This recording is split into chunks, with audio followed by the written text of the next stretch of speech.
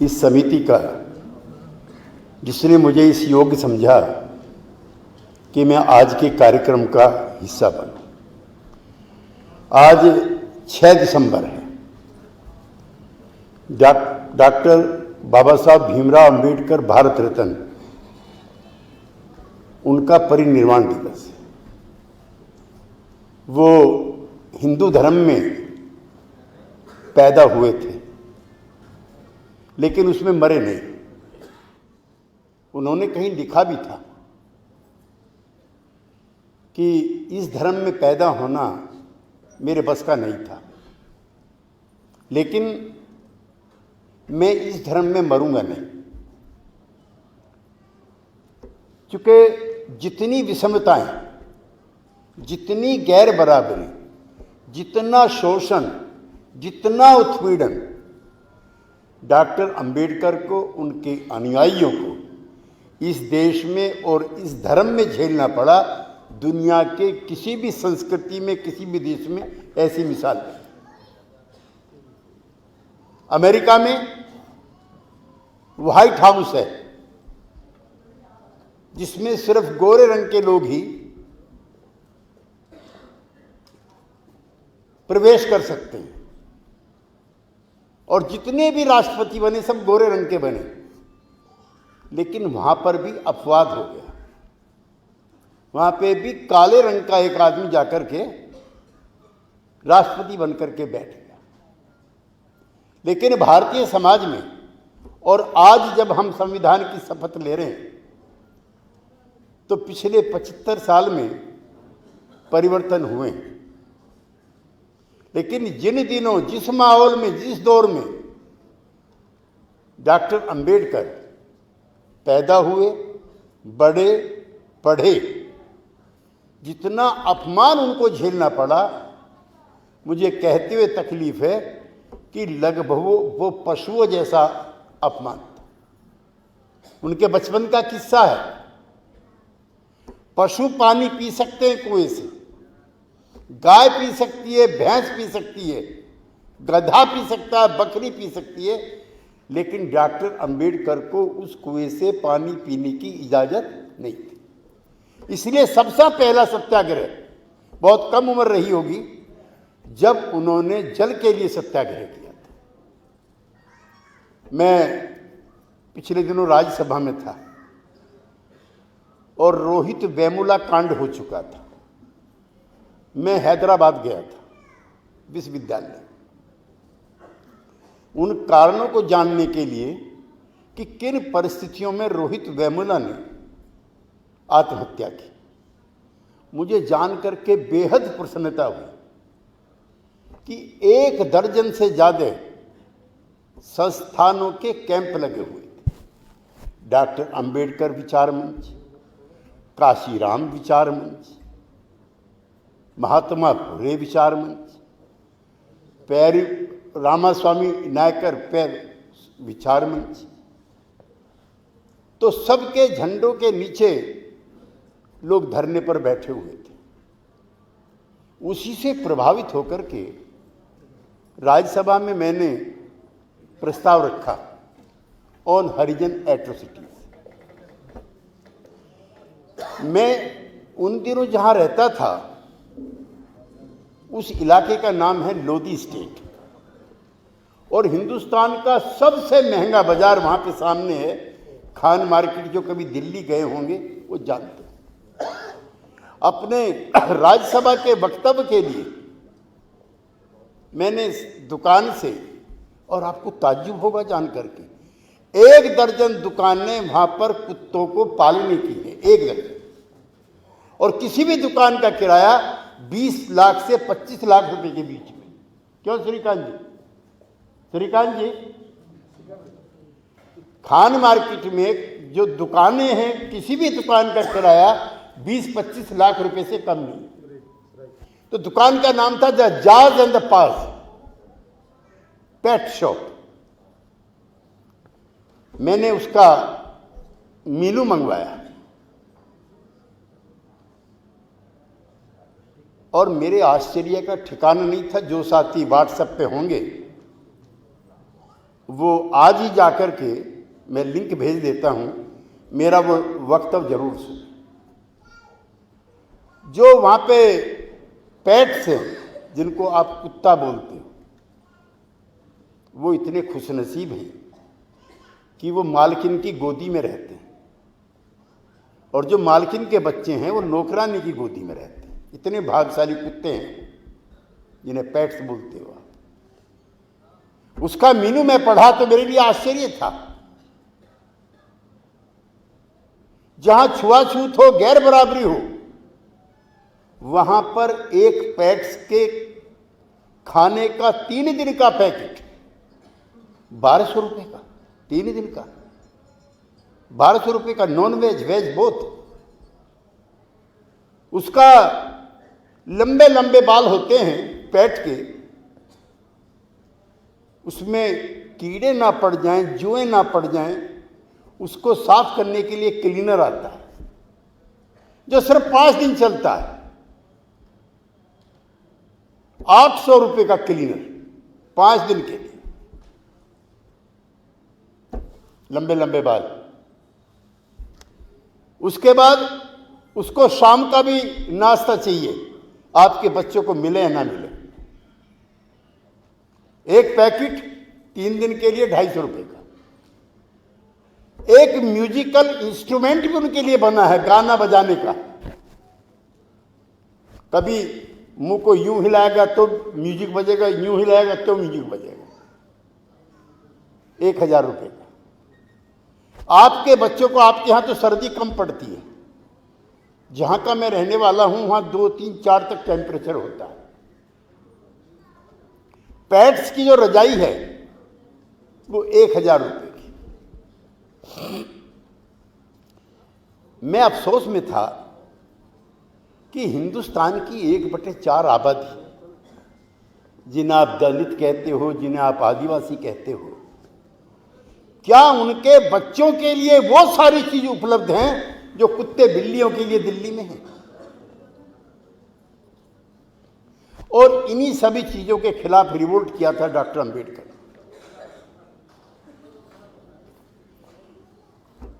संविधान सभा में उनके जितना काबिल और पढ़ा लिखा इंसान कोई नहीं था। सब विद्वान थे, पंडित नेहरू भी विद्वान थे, पटेल भी थे, राजेंद्र बाबू भी थे, सबर बार अटलल थे, लेकिन वो LLB, LLM और पता नहीं कितनी डिग्रियां प्राप्त किए हुए थे।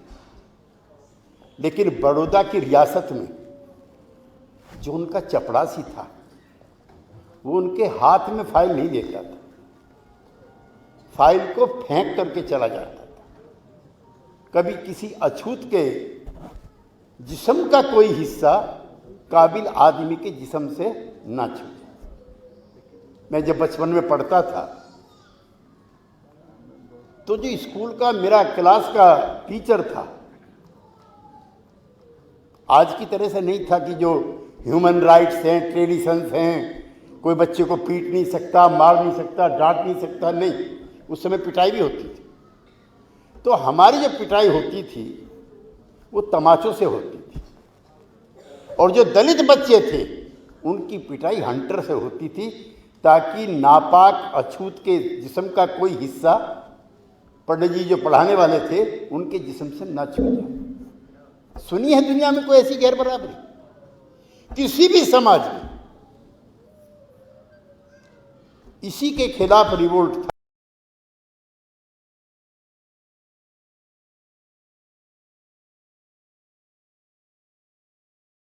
डॉक्टर अंबेडकर का।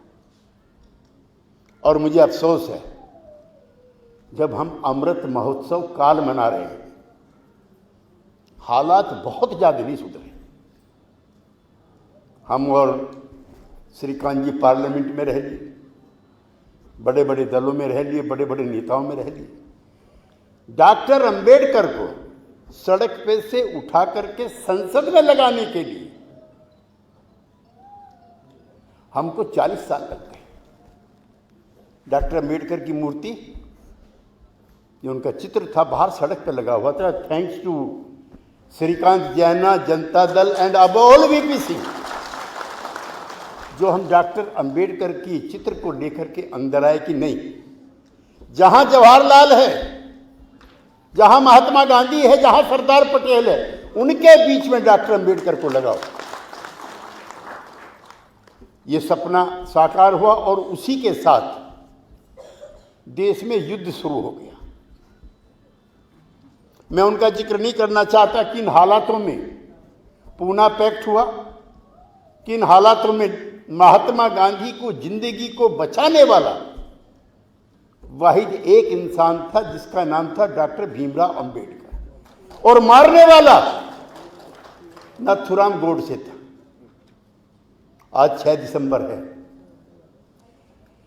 आज के दिन ही बाबरी मस्जिद भी शहीद हुई थी। तो बाबरी मस्जिद नहीं गिरी थी, बाबा का संविधान गिरा था, जिसकी कसम आपने खाई कि in the eyes of law, in the eyes of constitution और are equal. No, they are not equal.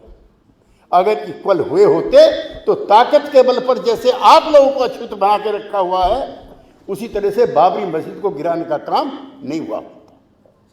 आज आपने कसम खाई। और संविधान अगर ना हुआ होता, हालांकि डॉक्टर अंबेडकर के कहने की 100 की 100 बातें नहीं मानी गई थी। आपको ताज्जुब होगा जाकर के, डॉक्टर अंबेडकर चाहते थे कि जितनी भी भूमि है उसका राष्ट्रीयकरण हो जाना चाहिए। ना कोई भूस्वामी होगा, ना कोई भूमिहीन होगा। ये उनका नहीं माना गया, डॉक्टर अंबेडकर का। और ये लड़ाई जो डॉक्टर अंबेडकर ने छेड़ी थी, मैं बहुत अदब के साथ कहना चाहता हूं, उसको अंजाम देने का काम वीपी सिंह ने किया, जब पिछड़ी जातियों को, दलितों के साथ साथ उसने आरक्षण देने का काम किया। लोग जल के मरने लगे। हम भी एमपी थे, ये भी एमपी थे, हमारे घरों के बाहर कई सौ लोगों के धरने होते थे। क्यों भाई? कि इन नाकाबिल लोगों को, ये भी हम यहां भी सब नाकाबिल ही हैं, काबिल तो कुछ और लोग हैं, इन नाकाबिल लोगों को ऐसी जगहों पर क्यों पठाते हो? जल गए। अंग्रेज के टाइम में 100 की 100 क्लास 1 की नौकरी अंग्रेजों के पास थी, लेकिन क्या कोई जल के मरा? दलितों में, पिछड़ी जातियों में, आदिवासियों में अगर समता की, समानता की बात चलती है तो हम जल के मरने लगते हैं गोस्वामी की तरह से कि नहीं, इनको क्यों दे रहे हो? आपको अंग्रेज की गुलामी कबूल, आपको अंग्रेज का राज कबूल, लेकिन अपने वर्ग के जो लोग हैं उनकी हिस्सेदारी कबूल नहीं है। मैं कुछ दिन वेस्टर्न कोर्ट में रहता था।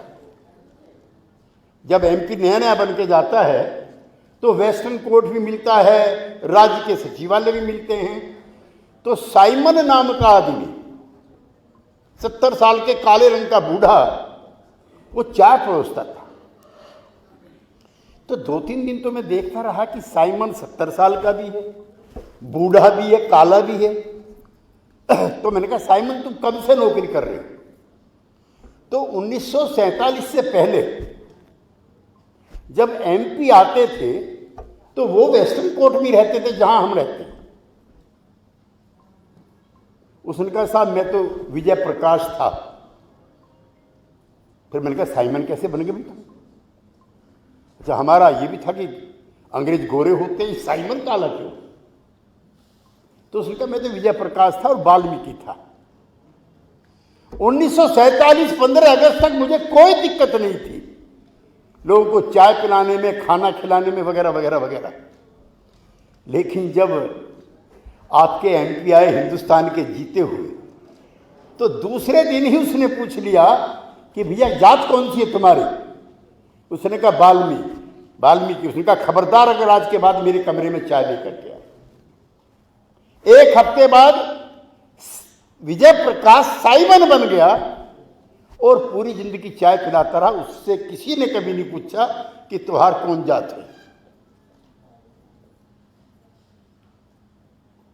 ऐसी जात व्यवस्था है, इतनी क्रूर है।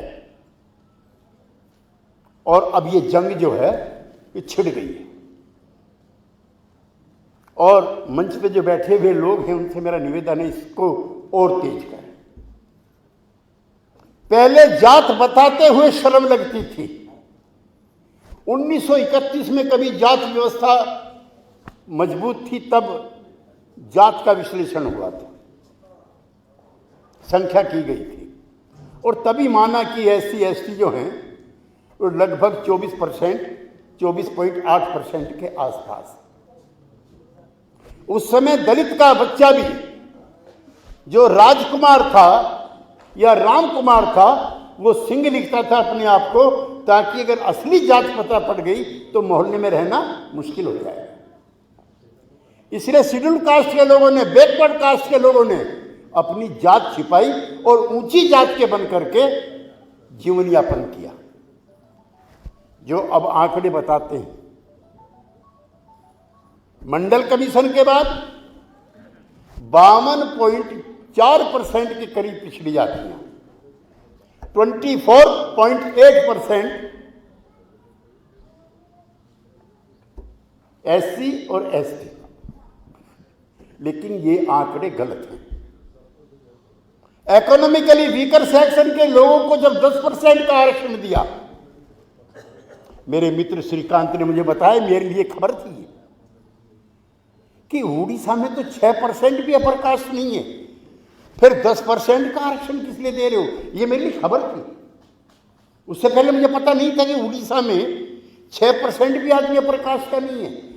तो अगर 6% के अपर कास्ट के लोगों को 10% का दे रहे हो, तो फिर हमें 50% से ऊपर कर दो। शेड्यूल कास्ट के लोगों को, शेड्यूल ट्राइब के लोगों को, पिछड़ी जाति के लोगों को 80% का आरक्षण दो, चुके उनकी आबादी इतनी। अब ये लड़ाई, काशीराम जी ने कहा था, याद होगा, जिसकी जितनी हिस्सेदारी, जिसकी जितनी संख्या भारी।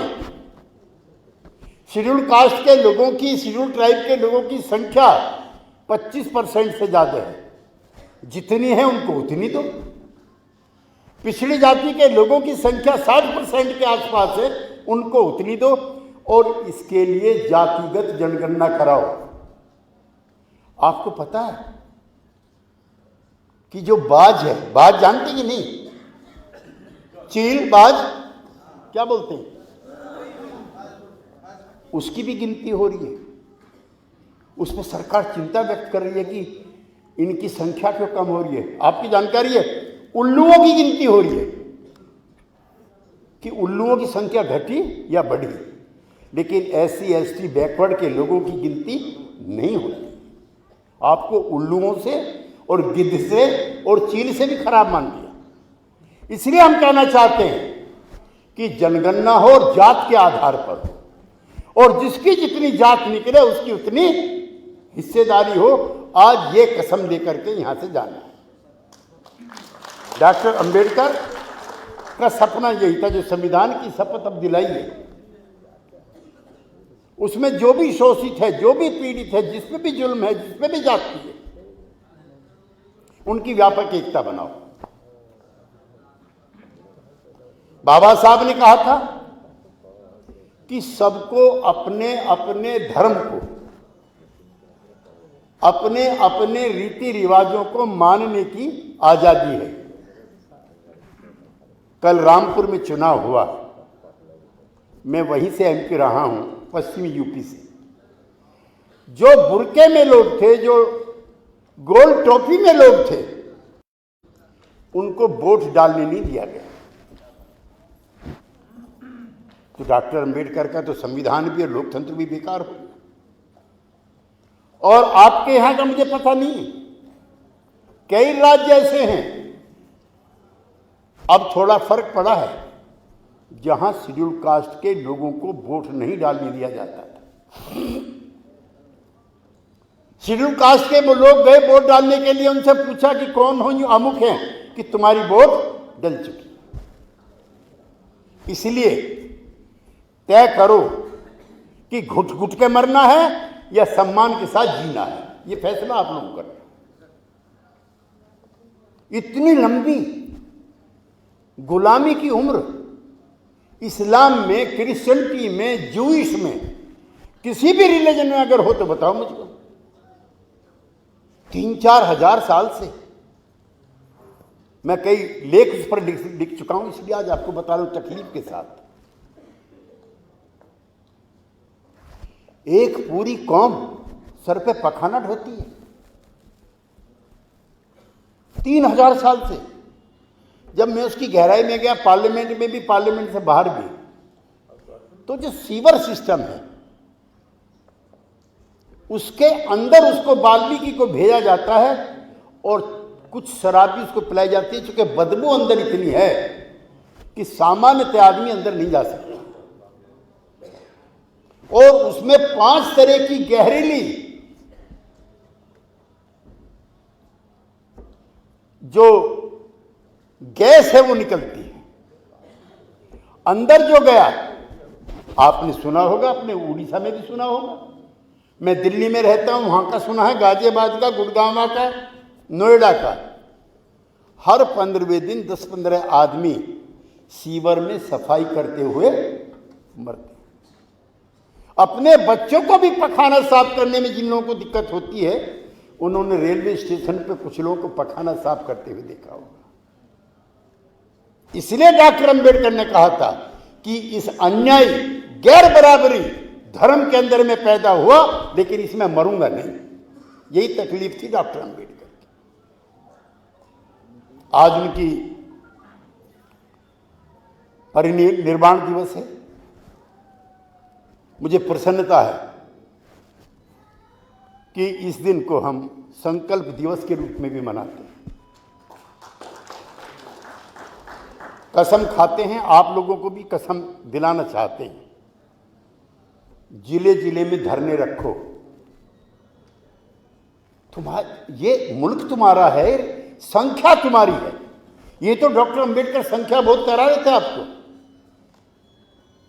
लेकिन तुम्हारा दिमाग हड़प लिया पता नहीं किसने। बोलते नहीं, चुप रहते हो, जुल्म सहते हुए भी चुप रहते हो।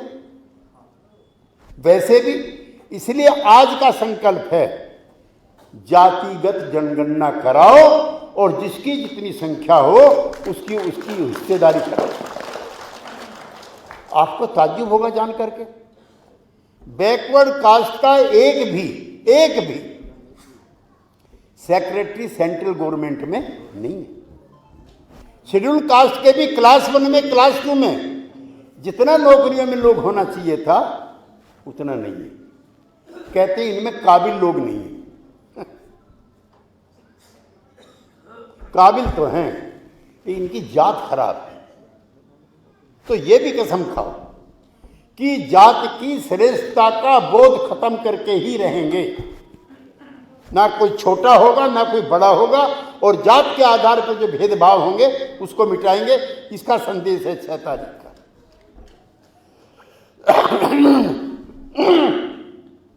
डॉक्टर अंबेडकर रोज पैदा नहीं होते, सदियों में ऐसे महापुरुष पैदा होते हैं। उनका और डॉक्टर लोहिया का,